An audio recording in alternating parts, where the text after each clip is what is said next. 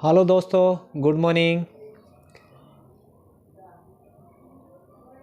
आज हम दोस्तों बात करेंगे बीएसएस सेंसर के सर्किट डायग्राम के बारे में कि उसके अंदर वायरिंग डायग्राम कैसे कैसे वायरिंग सप्लाई होती है, उसके बारे में हम बात करेंगे। जो बीएसएस सेंसर लगा होता है पहले उसको हम जान लेते हैं, उसकी सप्लाई कैसे कैसे होती है उसके बारे में जानेंगे। बीएसएस सेंसर, सबसे पहले हमें बीएसएस सेंसर के पास उसकी लोकेशन होती है जो गियर बक्सा के ऊपर लगी रहती है। जो गियर बक्सा है उसके ऊपर ये हमें मिलेगा। तो इस बीएसएस सेंसर जो होता है इसमें 3 वायर होती है।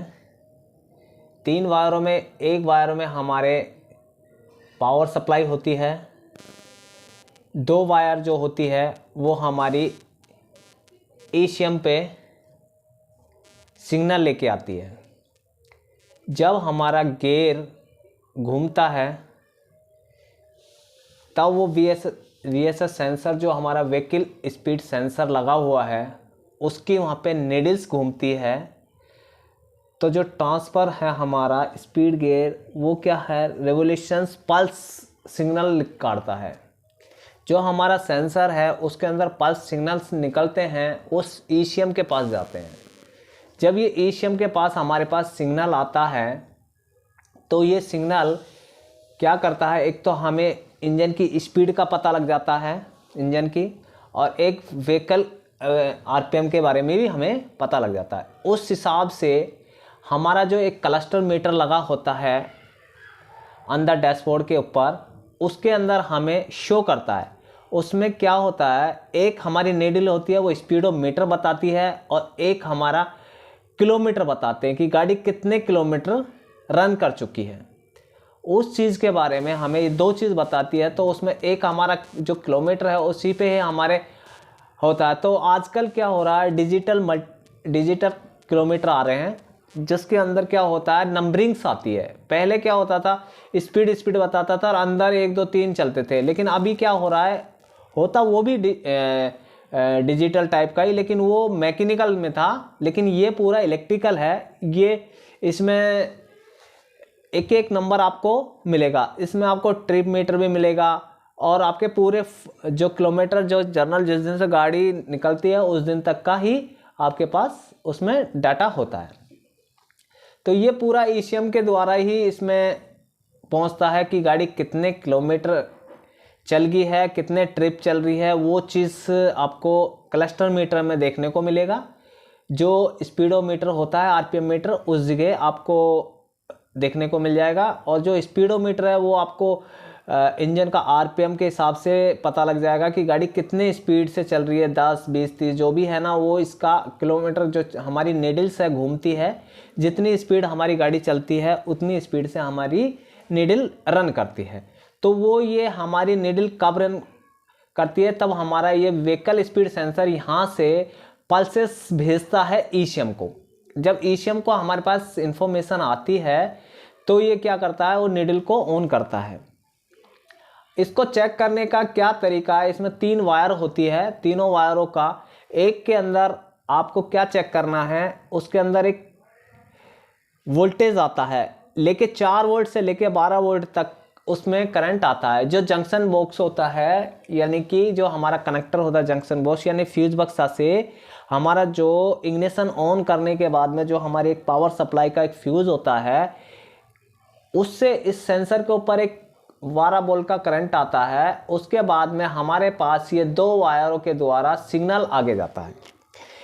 एक उसी वायर से हमारे पास जो स्पीडोमीटर है उस पे भी जाता है। तो इस हिसाब से जब यहाँ हमारे पास सिग्नल आ जाता है तो ईसीएम क्या करता है, जो क्लस्टर मीटर है उसके अंदर ये आगे आउटपुट कर देता है, और जो हमारे सिस्टम चल रहे हैं उनको ये इंफॉर्मेशन देता रहता है कि क्या सेंसर से इनपुट आ रहा है और आउटपुट क्या चल रहा है। उस चीज़ के बारे में ये हमें सेंसर बताता है। तो आपको सबसे पहले मल्टीमीटर का यूज़ करना है जब भी इसको चेक करना है कि इसकी वायरिंग को जब भी आप चेक करते हैं तो आपको मल्टीमीटर यूज़ करना है। तो आपको क्या करना है, ईसीएम पे और जो हमारा सेंसर है, स्पीडो व्हीकल स्पीड सेंसर है, उस पे आपको नंबरिंग लिखी होती है, जैसे 1 2 3 यहाँ मिलेगा, या यहाँ पे आपको E45 इतना, मतलब ईसीएम का जो कपलर है, जो कनेक्टर है मेन, उस कनेक्टर के अंदर आपको नंबरिंग पे आपको मिलेगा कि ये वायर आपको कितने नंबर पे मिल रही है। तो वो आपको इस नंबर पे चेक करना है। फिर उस हिसाब से आपको इसको मल्टीमीटर के द्वारा इसकी कंटिन्यूटी चेक कर लीजिए। अगर ये कहीं शॉर्ट सर्किट हो गया तो उसका शॉर्ट सर्किट चेक कर सकते हैं। इस वायर की कहीं शॉर्ट सर्किट है तो वो चेक कर सकते हैं। इसकी कंटिन्यूटी चेक कर सकते हैं। अगर ये कंटिन्यूटी नहीं आती तो ये कहीं से तार ब्रेक हो गई है, इसका मतलब कहीं से कट गई है, उसको आप चेक कर सकते हैं। इसको आप चेक करने के बाद में आपकी ये प्रॉब्लम सॉर्ट आउट हो जाती है। अगर सेंसर आपको चेक करना है तो आपको क्या करना है, पहले इस सेंसर को गियर बक्सा से आप खोल लीजिए।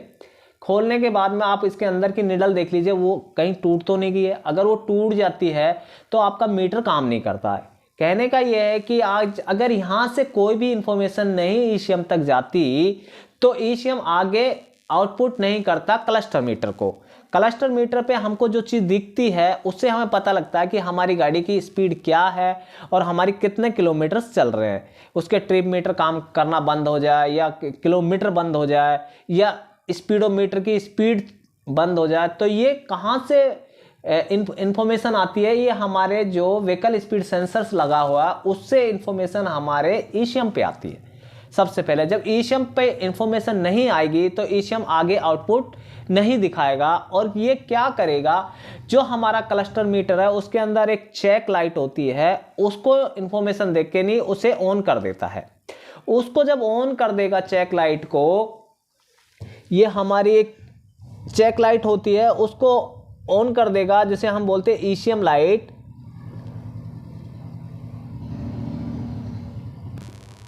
ईसीएम लाइट बोलते हैं। ये ऑन हो जाती है तो हमें इसका इंफॉर्मेशन लग जाता है कि हमारी गाड़ी के अंदर कहीं से कोई सेंसर फॉल्ट हो गया है।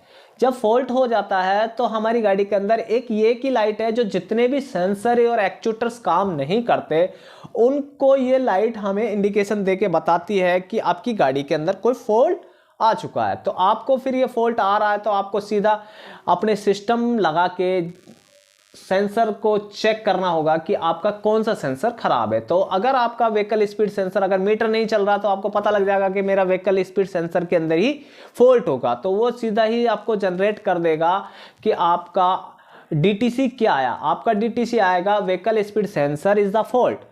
तो उसका जो भी कोड है P0 ये जो भी आपका कोड आएगा वो आपको अलग अलग कंपनी का कोड होता है अलग। जैसे मारुति अपना अलग कोड रखती है, टाटा अपना अलग कोड रखती है, निसान अपना अलग कोड रखती है VSS सेंसर का। उस सेंसर के कोड के द्वारा हम उसकी वायरिंग को चेक करते हैं। जब हमें पता लग गया कि हमारा सेंसर का कोड आ रहा है तो अब हमें इसका सबसे पहले हमें इसकी यहाँ तक की वायरिंग की कंटिन्यूटी चेक करनी होती है। जब हमने इसकी कंटिन्यूटी चेक कर ली, यानी कि हमारे ईसीएम से लेके सेंसर तक हमारी वायरिंग प्रॉपर ओके है, तो हमारा सेंसर में फॉल्ट हो सकता है या फिर हमारा मीटर खराब हो सकता है। तो आपको फिर क्या करना है, पहले इस सेंसर को खोल लीजिए और फिर इसको चेक करना चालू कीजिए। तो चेक आप कैसे करेंगे, आपको क्या करना है, इसको पहले निकालिए, फिर इसके रेजिस्टेंस चेक करिए। तो आप रेजिस्टेंस कैसे चेक करेंगे, क्योंकि आपको पहले इसकी मैनुअल में जाना होगा। उस हिसाब से आप इसकी रेजिस्टेंस जो कंपनी लिखती है उस रेजिस्टेंस के अनुसार इसे आपको चेक करना है। अगर इसकी रेजिस्टेंस प्रॉपर वैल्यू नहीं आ रही तो आपको इस सेंसर को चेंज करना है। और अगर निडल टूट गई है या अंदर से वायरिंग में कोई डिफेक्ट है तो उसको आपको रिपेयर करना होगा। अगर वायरिंग में दिक्कत है तो आपको वायरिंग रिपेयर करनी है। अगर सेंसर में कोई दिक्कत है तो आपको सेंसर नया रिप्लेस करना होगा। तो इस हिसाब से आप इसका व्हीकल स्पीड सेंसर की प्रॉब्लम को चेक कर सकते हो और वायरिंग डायग्राम को आप सॉर्ट आउट कर सकते हैं कि वायरिंग कहीं से शॉर्ट सर्किट तो नहीं हुआ है।